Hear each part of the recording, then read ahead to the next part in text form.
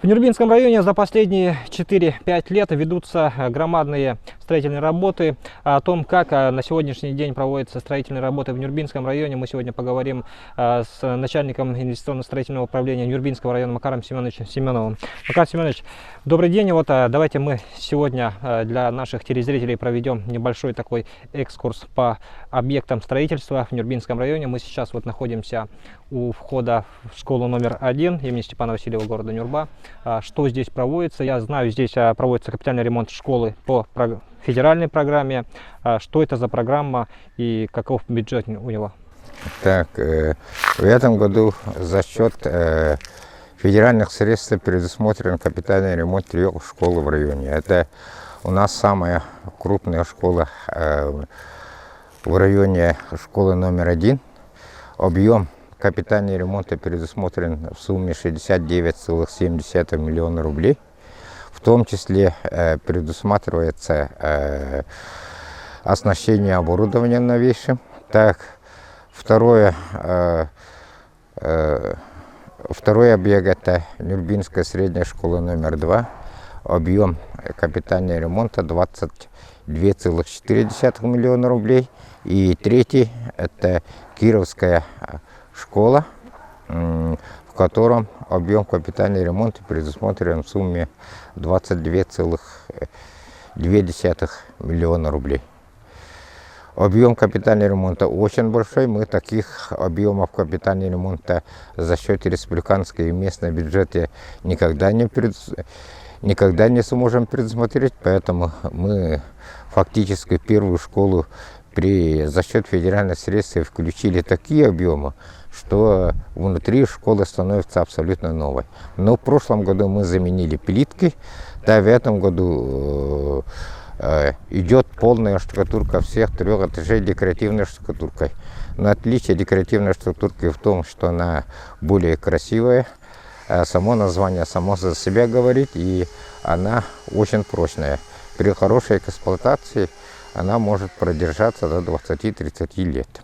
И второе, здесь были деревянные окна, потому что школа строилась в годы перестройки, поэтому строилась очень экономно и за счет старых строительных материалов, поэтому мы все деревянные окна заменили на 5-камерные стеклопакеты. Так, полы полностью замена на линолеум классные, и школа была без подвесного потолка. Мы полностью делаем подвесной потолок по всем 3 этажам. Давайте все-таки пройдем, посмотрим, да, как ведутся строительные работы. Макар Семенович, я знаю, что здесь благодаря тому, что финансирование идет из федерального бюджета, контроль за ходом ремонтных работ тотально идет, да, и я вот еще знаю, что здесь создана такая специальная группа, да, вот, в которую входят родители. Как считаете, насколько необходимо вот создание вот таких контрольных мероприятий на вот эти ремонтные работы вообще в целом в строительстве? Но поскольку объем капитального ремонта в республике превышает 3 миллиарда рублей, создан оперативный штаб во главе с первым заместителем председателя правительства Берниковым. И сам Берников недавно был в начале ремонтных работ, посетил все 3 объекта капитального ремонта. И на республиканском штабе мы фактически в начале и в конце недели отчитываемся о ходе строительно-монтажных работ. А вот родители, они насколько вот активно участвуют в этой работе своей? Ну, они частенько приходят на это? Но они отдельно с директором школы работают, а мы контролируем ход строительного процесса и качество проводимых работ.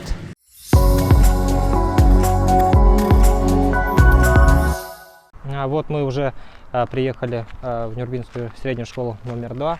Макар Семенович, а здесь какой будет фронт работ по ремонту? Ну, это школа относительно молодая, можем сказать.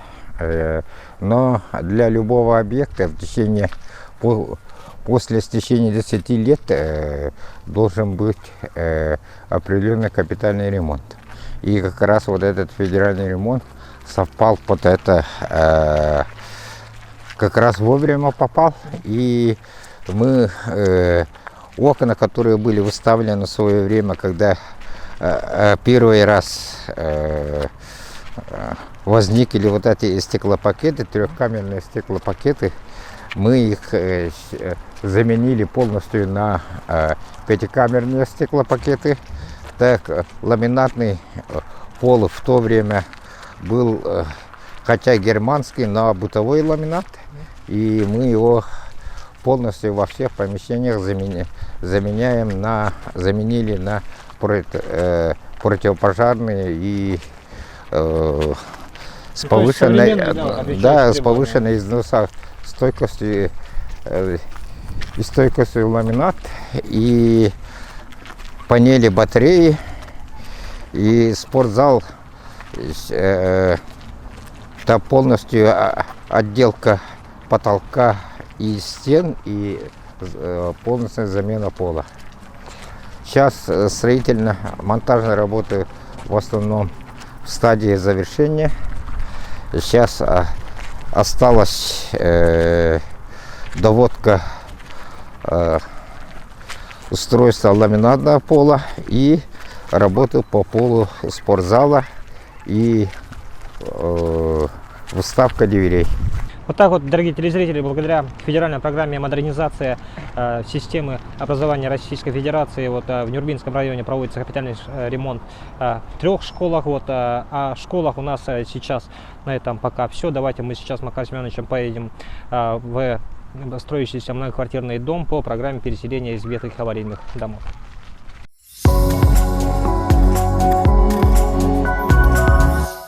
С 2018 года в Нюрбинском районе работает программа по переселению из аварийного ветхого жилья. Сейчас мы стоим у многоквартирного дома, строящегося. Макар Семенович, на сегодняшний день в Нюрбинском районе по этой программе сколько домов строится? Ну и в целом, когда программа должна закончить свою работу в Нюрбинском районе, когда все дома ветхие будут переселены в новые многоквартирные дома? Ну, в принципе, вот это сейчас работающая программа переселения из аварийного ветхого жилья является вторым этапом. Первый этап мы успешно прошли, второй этап у нас основная масса строящихся домов будет запланирован был в 23, 24, 25 годах. Так, в этом году за счет 23 и 24 годов начато строительство 4 домов. Первый дом это по Кузакова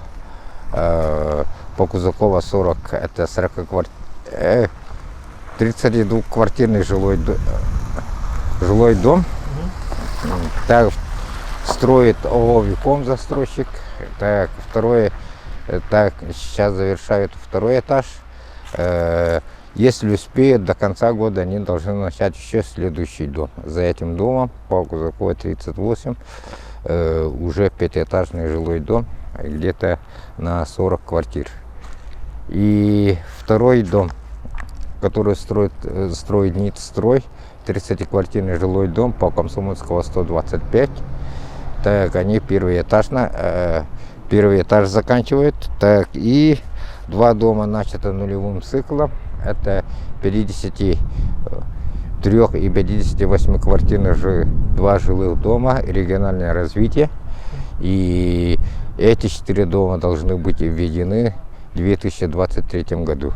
Да, региональное развитие, если успеет, еще должен 1 дом по Комсомольской, 2 дома по Комсомольской начать, и возможно в конце 23-24 года они должны быть введены. И программа переселения должна быть закончена в 2024-2025 годах полностью. Вот так вот у нас идет строительство жилых домов по программе переселения из аварийного ветхого жилья. Давайте сейчас мы проедем в строящееся здание Нюрбинского государственного передвижного драматического театра, наш долгожданный театр, который вот наши артисты ждали, ну, я даже думаю, что более полувека ждали свое новое здание.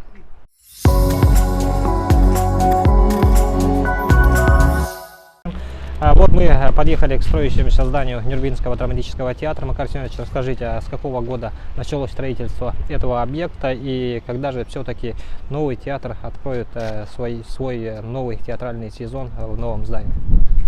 Объект строится с 2020 года. И так строится за счет внебюджетных средств, за счет поступления от продажи акций Алроса-Нюрба. Инвестором является открытое акционерное общество РИК Плюс. Застройщиком объекта является ООО РДР Групп, генеральным подрядчиком ООО РФА Инвест. Поэтому начальник участка здесь, Иван Спартакович. Так, и сейчас объект находится в последней стадии. Сейчас идут работы по благоустройству, внутренней отделке и монтажу сценического оборудования. Так, мебель и оборудование полностью приобретены. Сейчас то, что мелкие недостатки, они в ходе работ приобретаются. Так, на этой неделе должны подъехать дизайнеры для внутренней дизайнерской работы. Потом к концу августа должны приступить к работе по внешнему дизайну, по внешнему дизайну. Поэтому объект полностью окончательно будет завершен во второй половине августа. Ну что ж, Макар Семенович, благодарю вас за участие в сегодняшней нашей передаче, за такую проведенную экскурсию. А я, дорогие телезрители, на этом сегодня с вами прощаюсь. Вот такой фронт работ у нас сегодня в Нюрбинском районе проводится. Это все благодаря слаженной и своевременной работе администрации района. Сейчас мы вам показали только небольшую часть проводимых работ. Параллельно также с этим ведутся работы по асфальтированию улиц города. Строятся детские сады, школы, в том числе в Нюрбинском районе строятся. Вот так вот работа кипит, люди живут, радуются в нашем Нюрбинском районе.